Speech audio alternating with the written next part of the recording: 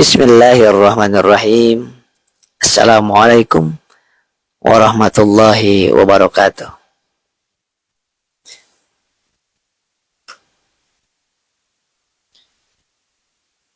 Bismillahi tawakkaltu 'ala Allah wala haula wala quwata illa billah. Asyhadu an la ilaha illallah wahdahu la syarikalah wa asyhadu anna Muhammadan abduhu wa rasuluh. Rabbi shrah li sadri wa yassir li amri wahlul 'uqdatam min lisani yafqahu qawli. Al-ayam ba'du. Sahabat, saya doakan dari Madinatul Munawwarah, kota Nabi, kota Rasul. Semoga sahabat semuanya di tanah air mendapatkan perlindungan senantiasa dari Allah Subhanahu wa taala, mendapatkan ketenangan, mendapatkan kebahagiaan, mendapatkan keindahan dalam setiap kejadian. Yang sedang sakit Allah sembuhkan, yang sedang mendapatkan ujian Allah berikan kekuatannya, yang sedang digoncang rumah tangganya Allah berikan kebaikan dan hikmah. Yang ingin ke Baitullah Allah sampaikan ke Baitullah, yang ingin kendaraan, yang ingin rumah, yang ingin lunas hutangnya Allah berikan rasa tenang, tentram, dan diberikan kekuatan untuk lunasin hutang-hutangnya sehingga hidupnya tenang, tentram. Amin ya Allah ya Rabbal alamin. Al-Fatihah. A'udzu billahi minasy syaithanir rajim. Bismillahirrahmanirrahim. Alhamdulillahi rabbil alamin. Ar-Rahmanir Rahim. Maliki yaumiddin. Iyyaka na'budu wa iyyaka nasta'in. Ihdinas siratal mustaqim. Siratal ladzina an'amta 'alaihim ghairil maghdubi 'alaihim waladdallin. Amin. Al-Fatihah. A'udzu billahi minasy syaithanir rajim. Bismillahirrahmanirrahim. Alhamdulillahi rabbil alamin. Ar-Rahmanir Rahim. Maliki yaumiddin. Iyyaka na'budu wa iyyaka nasta'in. Ihdinas siratal mustaqim. Siratal ladzina an'amta 'alaihim ghairil maghdubi 'alaihim waladdallin. Sahabatku yang dimuliakan Allah Subhanahu wa taala. Suatu ketika sesudah Rasulullah wafat, Abu Bakar, sahabat Nabi, itu menjumpai istrinya Rasulullah, Siti Aisyah. Kemudian bertanya, wahai istri baginda Rasulullah, wahai Siti Aisyah, kira-kira apa lagi amalan yang dilakukan oleh baginda Rasulullah dan saya belum melakukannya? Rasa-rasanya sudah saya lakukan semuanya. Kata Siti Aisyah, ada yang belum kamu lakukan, yang belum sahabat Abu Bakar lakukan. Apa itu? Rasulullah setiap pagi tidak pernah kelewat, setiap pagi membawa makanan dan menyuapi orang Yahudi yang mohon maaf tidak melihat. Yahudi yang tidak melihat dan buta. Kemudian setiap pagi baginda Rasulullah menyuapinya dengan tangannya. Karena sudah tua, Maka makanan tersebut kadang-kadang dikunyah dulu oleh Rasulullah, kemudian diberikan kepada Yahudi tersebut dengan penuh cinta dan kasih sayang. Oh begitu. Baik, saya akan lakukan, akan mencoba melakukannya. Kemudian kemudian Sayyidina Abu Bakar mencoba pagi-paginya mana sih yang dinamakan Yahudi tersebut. Ternyata ada di dekat pasar itu orang Yahudi sedang duduk. Kemudian betul-betul sesudah sepeninggalannya Rasulullah tidak ada lagi yang nyuapin orang Yahudi tersebut. Kemudian datanglah sahabat Abu Bakar Siddiq tersebut memberikan makanan. 1 suap, 2 suap, 3 suap. Ternyata subhanallah, kasih sayang Rasulullah muncul dari hatinya yang paling dalam. Tidak bisa digantikan oleh siapapun. Apa Yahudi tersebut menyatakannya? Ini sepertinya bukan yang biasa. Ini sepertinya bukan orang yang biasa nyuapin aku. Enggak seperti ini orang yang biasa nyuapin aku itu. Orangnya penuh kelembutan. Orangnya sangat baik. Abu Bakar Siddiq tidak menjawabnya. Kemudian singkat cerita, orang Yahudi tersebut mencaci, memaki terus yang namanya Rasulullah SAW. Itu Muhammad itu sambil disuapin, sambil mencaci Nabi Muhammad. Muhammad itu gini. Muhammad itu tukang tipu, Muhammad itu tukang fitnah, Muhammad itu tukang sihir, Muhammad itu orang gila, Muhammad itu ini. Terus dioceh. Dan memang seperti itulah kondisinya. Setiap hari demi hari disuapin oleh baginda Rasulullah. Tetapi Yahudi tersebut mencaci maki Rasulullah. Rasulullah tetap menyuapin dengan penuh kasih sayang, subhanallah. Dikiranya bukan Rasulullah. Kemudian jengkel juga sahabat Abu Bakar Siddiq. Wahai Yahudi, engkau mengatakan seperti itu, sepertinya enggak kuat. Abu Bakar Siddiq, tahukah engkau wahai Yahudi, yang memberikan makanmu setiap pagi, yang menyuapimu setiap pagi, penuh dengan kasih sayang, setiap pagi menyuapimu itu. Abang kenapa? Siapa dia?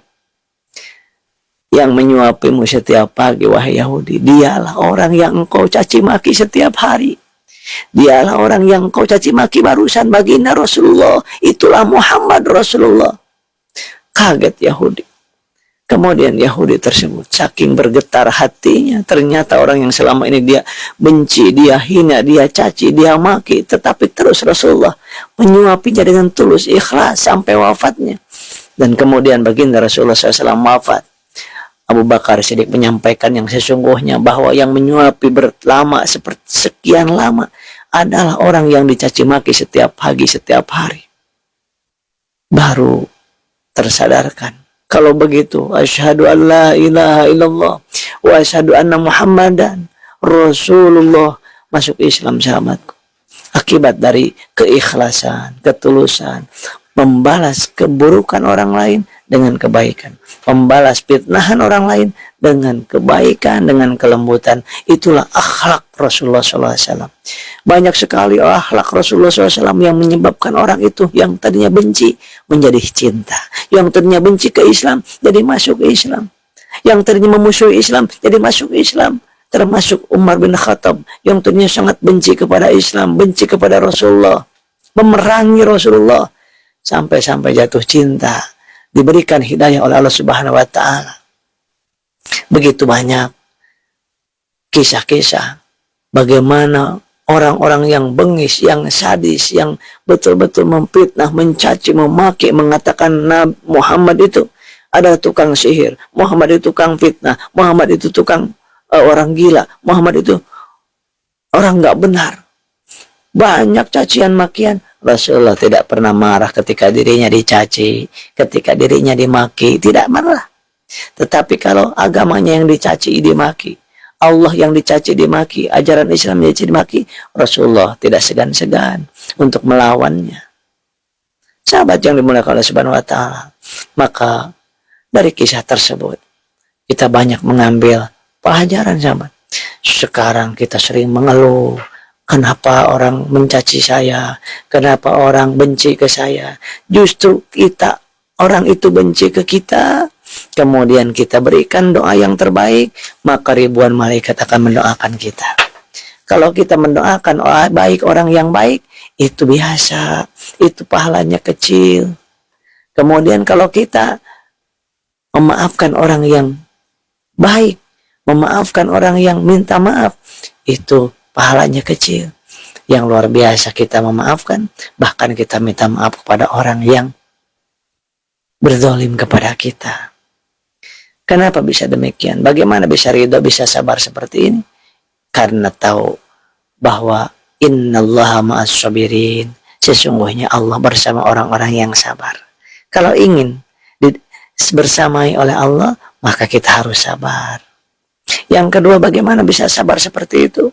Kalau kita yakin bahwa orang itu mencaci maki kita, orang itu mendustai kita, orang itu menipu kita, ada yang menggerakkannya, yaitu Allah Subhanahu wa Ta'ala, untuk menyampaikan pesan kepada kita supaya kita tidak bergantung kepada makhluk itu, maka kita niscaya akan merasakan apa? Merasakan kebahagiaan yang hakiki. Kalau kita merasa sebagai wayang, orang yang mencaci maki kita, mendustai kita, mengkhianati kita adalah wayang. Kita juga yang didustai, yang dikhianati, yang dizalimi, kita juga wayang. Dan wayang itu tidak akan bisa berkata-kata, tidak akan bisa bergerak, kecuali ada yang menggerakkannya, yaitu dalang. Begitupun kita tidak bisa bergerak. Orang itu tidak bisa mencaci maki kita, tidak akan bisa memfitnah kita, tidak akan bisa menghardik kita, tidak akan bisa menipu kita kalau tidak ada yang menggerakkannya. Tetapi luar biasanya kita harus paham bahwa orang itu dijadikan alat oleh Allah untuk membuat kita sakit hati, supaya kita hanya berharap kepada Allah, tidak berharap kepada makhluk. Supaya apa? Supaya kita bertauhid. Supaya apa? Bertauhid. Supaya kita menjadi orang yang merdeka. Siapa orang yang merdeka itu? Orang yang tidak terjajah oleh makhluk, tidak berharap penilaian makhluk, penghargaan makhluk, balasan makhluk. Karena itu yang menyedihkan dan menyakitkan. Yang membuat sakit hati, yang membuat menderita adalah kalau kita berharap bergantung kepada makhluk. Maka orang yang paling bahagia adalah orang yang tauhid, yang paling tauhid, yang paling betul-betul terus. Ketika ada apapun di luar di sana, mau suka mau nggak suka, kayak masa bodoh, yang penting kita introspeksi diri, perbaiki diri terus. Kita udah berbuat baik, malah dizolimi, udah kita introspeksi, muhasabah diri, istighfar, doakan kebaikan. Tapi berat, iya berat. Kenapa? Karena kalau ringan itu semua orang bisa masuk surga nanti. Padahal surga hanya untuk orang-orang yang teruji, sahabatku. Bukan untuk orang-orang yang hebat surga itu, tapi untuk orang-orang yang teruji. Diuji lulus, semakin dekat kepada Allah. Disakiti lulus, semakin dekat kepada Allah. Ditipu lulus, semakin dekat kepada Allah. Ya, siapa yang paling bahagia dalam hidup ini? Dialah orang yang senantiasa mengkosongkan hatinya dari cinta kepada makhluk, dari takut kepada makhluk, menjadi cinta, harap, dan takut hanya kepada Allah Subhanahu wa Ta'ala. Yuk kita latihan bersabar. Sabar itu mudah diucapkan, susah untuk dilakukan. Makanya kita latihannya setiap hari. 24 jam kita latihannya. 7 hari dalam seminggu kita latihannya. Latihannya itu 30 hari dalam sebulan. Latihannya itu seumur hidup kita di dunia. Itu latihan kita sabar. Maka orang yang mengaku sabar juga, itu belum tentu sabar di hadapan Allah.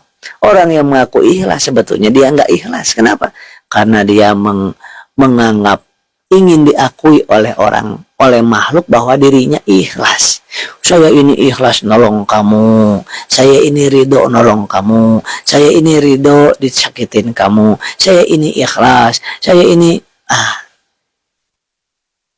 sabar, kurang gimana saya ini. Itu orang itu gak sabar. Ketika kita ngomong saya ini ikhlas, saya ini sabar kepada manusia, maka sesungguhnya kita butuh diakui oleh manusia. Itulah yang tidak ikhlas. Saya ini ikhlas banget. Nah, itulah dia, kita sedang gak ikhlas. Karena orang yang ikhlas tidak akan membutuhkan penilaian manusia. Mau dikatakan ikhlas kayak, mau dikatakan gak ikhlas, masa bodoh. Kenapa? Karena yang penting Allah tahu isi hati saya ikhlas melakukannya. Gak perlu, saya ini kurang apa, saya ini udah ikhlas menolong kamu, saya ini udah ikhlas membantu kamu kok seperti itu, udah ikhlas. Itu saat itulah kita sedang tidak ikhlas. Di dalam kitab Al-Hikam disampaikan seperti itu. Orang yang mengaku dirinya ikhlas kepada manusia, sesungguhnya dia sedang tidak ikhlas. Karena ingin dinilai ikhlas oleh manusia. Ingin dianggap ikhlas. Ingin dianggap sabar. Saya ini udah sabar. Itu sedang gak sabar. Karena orang yang sabar gak pernah dikata-katakan. Contoh, orang yang polisi beneran.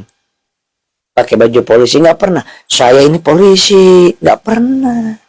Tapi yang polisi gadungan, saya polisi nih. Oh, betul enggak? Orang yang ikhlas beneran itu nggak pernah mengatakan dirinya ikhlas kepada manusia. Kalau kepada Allah nggak apa-apa ya Allah. Saya ini sudah sedang belajar ikhlas. Tolong ya Mbak. Allahumma inni as'aluka. Allahumma ij'alna mukhlisin. Jadikan hamba seorang yang ikhlas. Sahabatku yang dimana Allah SWT. Saya dan sahabat-sahabat. Jauh dari keikhlasan diri saya ini. Tapi sedang belajar, sedang berlatih. Sampai kapan?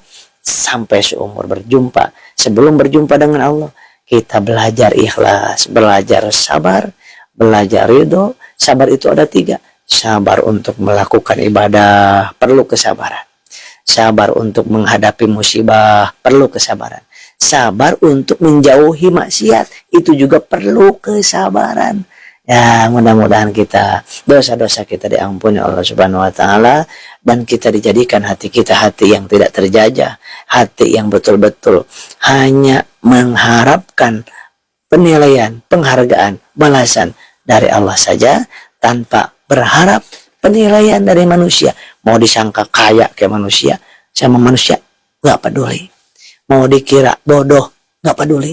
Mau disangka miskin, nggak peduli. Mau disangka menderita, masa bodoh. Yang penting nggak butuh kita disangka bahagia oleh manusia, tapi kita harus merasakan kebahagiaan. Apa orang yang bahagia? Yang hanya ada Allah dalam hatinya dan tidak pernah masa bodoh dengan orang lain, dengan kata-kata orang lain. Ada yang suka, ada yang nggak suka. Yang penting kita lakukan kebaikan yang disukai oleh Allah kepada sesama. Orang itu mau membalas atau tidak, gak usah dipikirkan. Yang kita pikirkan adalah yang, ya jangan yang gak suka dipikirin sampai kita kurus. Ya, jangan sampai orang yang membenci kita pikirin terus, kurus kita. Nggak masalah nggak bisa sholat.